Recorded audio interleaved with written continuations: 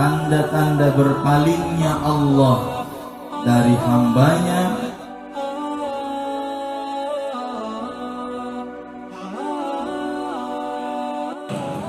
pembacaan kitab kita.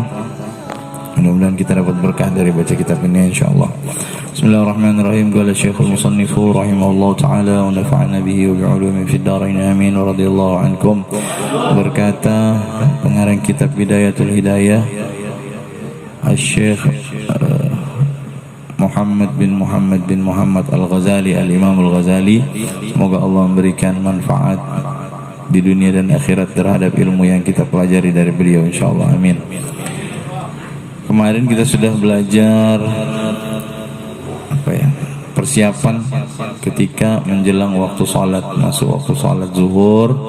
Di situ dikatakan bangunlah sebelum azan zuhur. Bangunlah sebelum azan zuhur, kemudian siapkan diri, berwudu, kemudian pergilah ke masjid. Setelah itu salatlah sunat tahiyatul masjid. Salat sunat tahiyatul masjid 2 rakaat, boleh digabung langsung dengan salat sunat wudu. Kemudian wa tantadhiral muadzin fatujibuh. Kemudian tunggu azan untuk dikumandangkan. Setelah dia sementara dikumandangkan, maka jawablah panggilan azan tersebut. Tsumma taqumu fatusalli 4 rakaat. Kemudian kita melaksanakan salat sunnat qabliyah zuhur 4 rakaat. Karena itu di dalam hadis Rasulullah, fafil khabar anna man shallahunna fa ahsana ruku'ahunna wa sujudahunna. Siapa yang melaksanakan salat sunat qabliyah zuhur 4 rakaat, kemudian dia kasih bagus rukuknya, dia kasih bagus sujudnya, shalla ma'ahu 70 alfa malakin yastaghfiruna lahu, maka 70.000 malaikat akan sholat bersama dengan dia dan akan memohonkan ampun, memohonkan ampun sampai di waktu malam. Kemudian setelah itu melaksanakan sholat zuhur. Setelah itu kita laksanakan lagi sholat sunat 2 rakaat ba'diyah. Jadi kalau untuk ba'diyahnya 2 rakaat, boleh juga kalau mau 4 rakaat.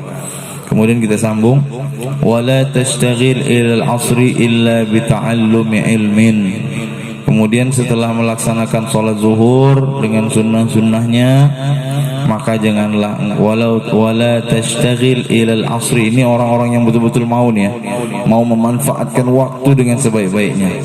Wala tashtaghil ila al-'asri illa bi ta'allumi ilmin. Maka jangan engkau mengerjakan apa-apa, jangan sibukkan dirimu dengan apa-apa setelah mulai habis selesai sholat zuhur sampai masuk waktu asar, kecuali yang pertama, yang paling bagus, illa bi ta'allumi ilmin, kecuali dengan belajar ilmu, belajar. Makanya kadang-kadang kita habis zuhur yang mengaji atau apa, itu yang pertama. Kalau tidak bisa juga au i'anati muslimin, membantu orang-orang muslim.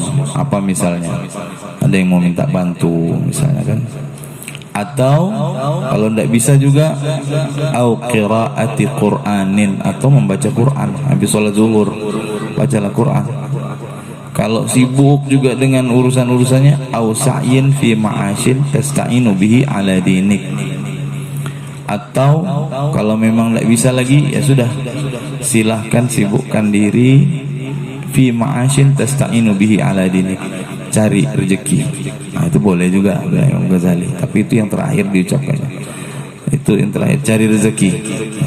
Nah, kita pilih aja nih, ada enggak kita masuk di golongan itu? Ada enggak kita masuk? Habis sholat zuhur kita ngapain biasanya? Menuntut ilmu kah, kita belajar kah? Enggak juga. Apa lagi? I'anati muslim, bantu orang-orang muslim yang kesusahan. Kayaknya enggak juga. Baca Quran, qiraati Qur'anin. Enggak juga kayaknya. Nah, apa sudah jadinya gitu nih? Atau kita kerja, cari kehidupan. Minimal harus kita berada di posisi yang seperti itu. Pilihlah. Kalau misalnya habis zuhur apa ya? Bagus saya berzikir kah atau apa? Ambillah sedikit waktu saja, sedikit, supaya jangan juga waktu ini kita habiskan dalam hal yang sia-sia. Kadang-kadang kita ini sibuk dengan hal yang sia-sia, kan? Menyibukkan diri dengan hal yang sia-sia. Setiap hari, padahal setiap hari kehidupan kita ini tidak kemana-mana. Kehidupan kita ini hanya berputar dari itu saja. Coba lihat ya, begitu kita tidur malam sebentar, kita istirahat kan, bangun sholat subuh, habis sholat subuh apa misalnya baca Quran, habis baca Quran biasanya sudah capek, sudah terbit matahari pasti, atau sebelum bangun sholat subuh tadi atau setelah sholat subuh pasti mau buang hajat, biasanya begitu, buang hajat. Atau kalau tidak buang hajat, habis terbit matahari itu lapar, pasti sudah tuh makan, cari sarapan, beli, ada yang beli nasi kuning, ada yang beli ini, ada yang beli kue, ada yang cari, ada yang bikin sendiri.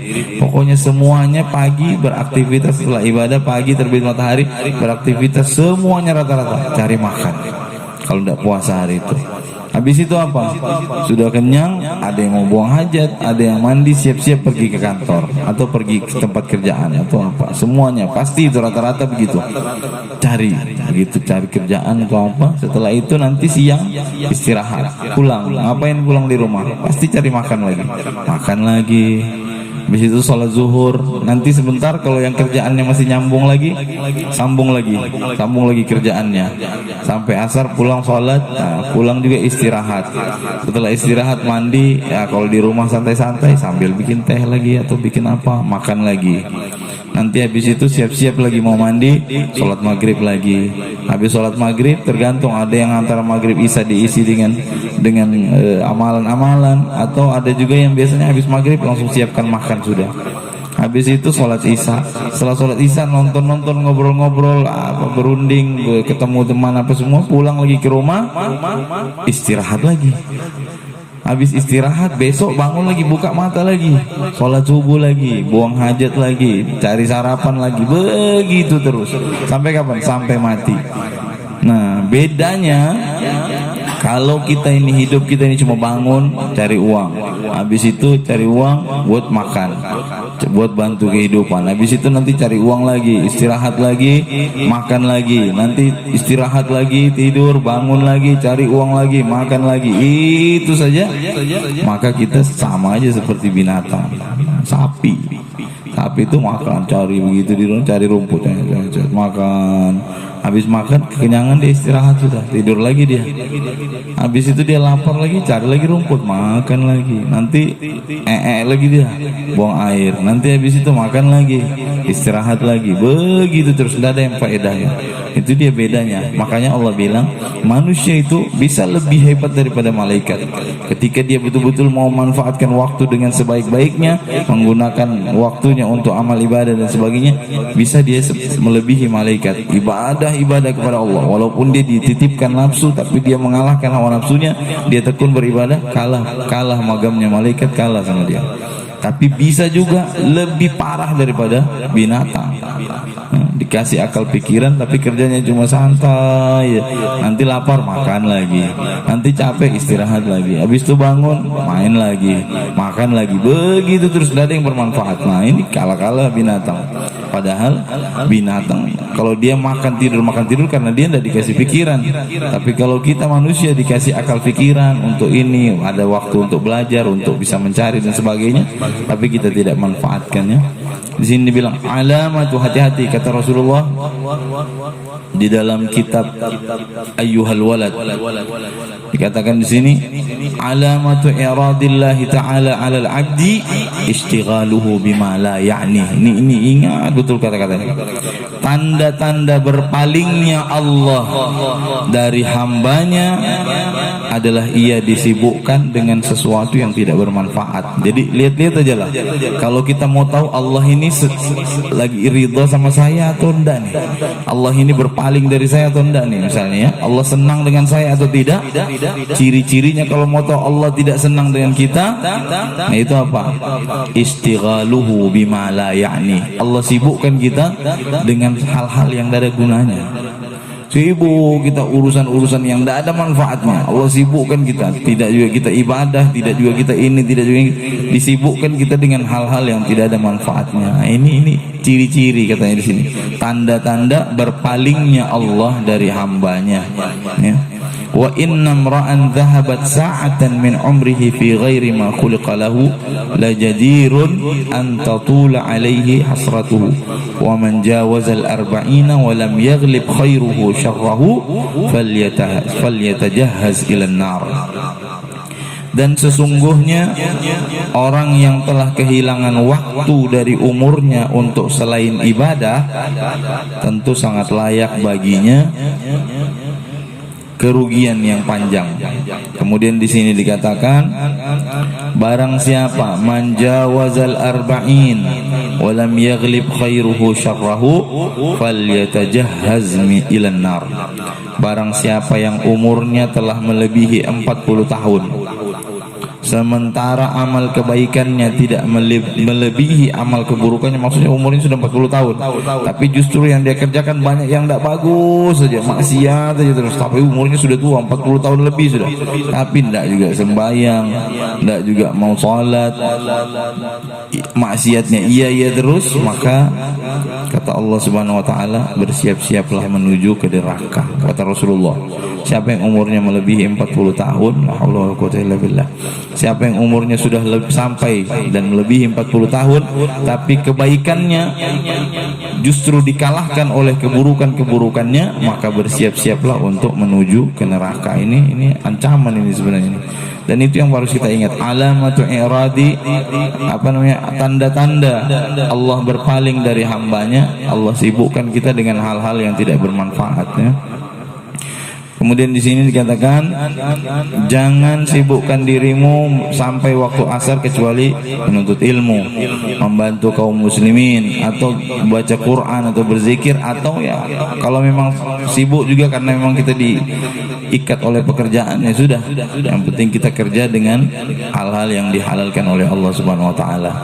Nah, kemudian thumma sholli 4 raka'atin qabla al-'asr. Nah, itu dia. Terus nanti begitu azan asar, jangan lupa laksanakanlah sholat sunat 4 rakaat. Jadi kalau begitu azan asar nanti orang ke masjid, sholat sunatlah 4 rakaat. Qabliyah, ya. Qabliyahnya 4 rakaat. Apa faedahnya? Dan itu sunnah muakkadah, wa hiya sunnatun muakkadah, dan dia sunnah muakkadah. Faqad qala Rasulullah sallallahu alaihi wasallam, Nabi sallallahu alaihi wasallam, Rasulullah sallallahu alaihi wasallam bersabda, ini dia keutamaan orang yang melaksanakan 4 rakaat sebelum sholat asar. Rahimallahu mar'an shalla 4 qabla al-'asri. Nah, itu dia. Allah menyayangi seseorang yang melaksanakan sholat sunat qabliyah asar 4 rakaat. Nah, itu yang kemarin saya bilang, mau dikerjakan 4 rakaat sekaligus boleh, 1 kali tahiyat, atau 2-2 boleh juga. Pahalanya apa? Allah sayang. Nah, jadi kalau ente mau sholat itu, kalau lagi malas-malas, malas sholat qabliyah ini, ingat Allah akan sayang sama kita. Oh, kalau dibilang, kalau kita ingat itu, semangat langsung tuh. Aku kepengen Allah sayang sama aku. Sholat langsung kita. Oh, bahagia langsung hati itu. Itu 4 rakaat sebelum asar. Orang yang melaksanakan sholat itu, maka Allah bilang, Nabi bilang, rahimallahu mar'an shalla 4 qabla al-'asri. Allah menyayangi hambanya yang melaksanakan sholat sunat qabliyah 4 rakaat sebelum asar. Jadi kalau ke masjid, yang cuma 2 rakaat, kasih 4. Supaya apa? Supaya Allah sayang sama kita. Mau tidak disayang sama Allah? Kalau Allah sudah sayang, luar biasa itu, ya. Kemudian fajtahid ayyana laka du'a'uhu sallallahu alaihi wasallam wa la tashtaghil ba'da al-'asri illa bimithli ma sabaq. Jadi maka kata Imam Al-Ghazali, maka bersungguh-sungguhlah sebagaimana doanya Nabi sallallahu alaihi wasallam. Bersungguh-sungguhlah untuk mendapatkan apa yang diucapkan oleh Nabi tadi, yaitu apa? Kalau kita melaksanakan sholat sunat qabliyah 4 rakaat sebelum sholat asar, asar, maka Allah niscaya akan menyayangi kita. Dan jangan sibukkan dirimu sesudah sholat asar itu kecuali dengan hal-hal yang bermanfaat. Itu dia. Ini apa namanya, penting ini ya. Kalian macam adik-adik begini kan, kalau misalnya mau main game, mau main apa, silakan main. Tapi jangan lupa dalam satu hari itu harus ada yang saya dapat manfaat. Harus ada. Masa dari buka mata langsung HP, ya? Buka mata HP, oh nanti sudah lapar baru cari makan. Oh, habis itu sudah lapar cari makan. Kadang-kadang pun sambil makan pun tak sebelah nyuap, sebelah ngucik juga HP. Oi, luar biasanya itu kan, ya? Atau enggak apa-apa lah, tapi yang penting ingat dalam satu hari itu harus ada, dalam satu hari harus ada apa? Minimal ya, minimal. Ini masih ada orang tuanya dari sini, masih ada ya. Nah, minimal saya misalnya mau main HP, hari ini saya kepengen main HP, enggak ada masalah. Tapi minimal harus ada amal perbuatan baik. Saya pagi-pagi sebelum mau main HP, saya mau sapu rumah saya, bantu orang tua, sapu rumah. Oh, pahala yang tidak dapat. Ada lagi satu hari, jangan cuma dihabiskan waktu untuk hal-hal yang begitu. Itu nanti ente orang kebiasaan. Ini coba lihat ya, dari tahun berapa ini kita mulai majelis ini, dari tahun 2017. 2017. Kita pertemuan majelis kita berapa kali saja ini. Tapi kalau kita main ini, ya Allah, satu hari ini bisa berapa jam ente orang main. Nah, Ustaz tak larang main ini, tidak masalah lah. Karena memang kita ini memang hidup di zaman yang seperti ini. Tapi jangan sampai kita sama sekali dalam satu hari tidak bikin yang baik. Ada tidak kita sholat, ada tidak kita bantu orang tua, ada tidak kita belajar. Dan nah, ini harus itu penting sekali. Orang-orang yang di masa mudanya sibuk menghabiskan waktu untuk hal yang sia-sia, maka insya Allah yakin, kalau bilang orang Arab, mi'ah fil mi'ah, 100%. Kalau kecuali nasibnya memang Allah yang kasih baik, biasanya orang yang menyia-nyiakan waktunya, maka nanti dia akan menyesal di hari kemudian. Betul.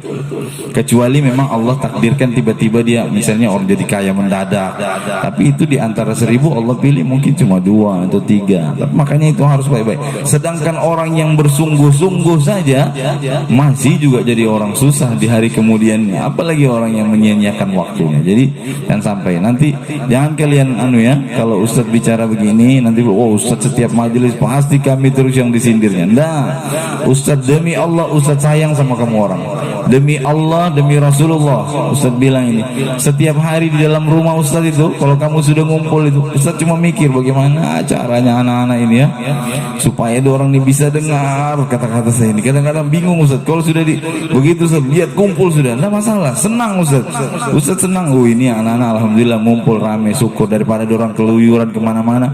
Tapi dipikiran bagaimana caranya supaya bisa orang ini supaya bisa dapat sesuatu apa.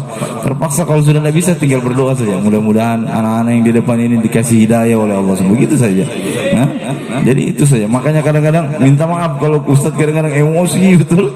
Kemarin itu ya sampai marah saya, ya Allah. Begitu masuk rumah, astagfirullahaladzim, akhirnya langsung saya buatin ini ya buat anak-anak. Minta maaf kalau kadang-kadang ada hal-hal yang kasar keluar dari mulut. Kadang-kadang sumpah ente orang belum rasa. Nanti kalau sudah ente orang jadi orang tua, tiba-tiba banyak yang kamu rasa nanti kamu kalau sudah punya anak, baru nanti kamu ingat, ya Allah bilang Ustadz Fadli itu beginilah sudah rasanya rupanya, nanti kamu tahu sendiri.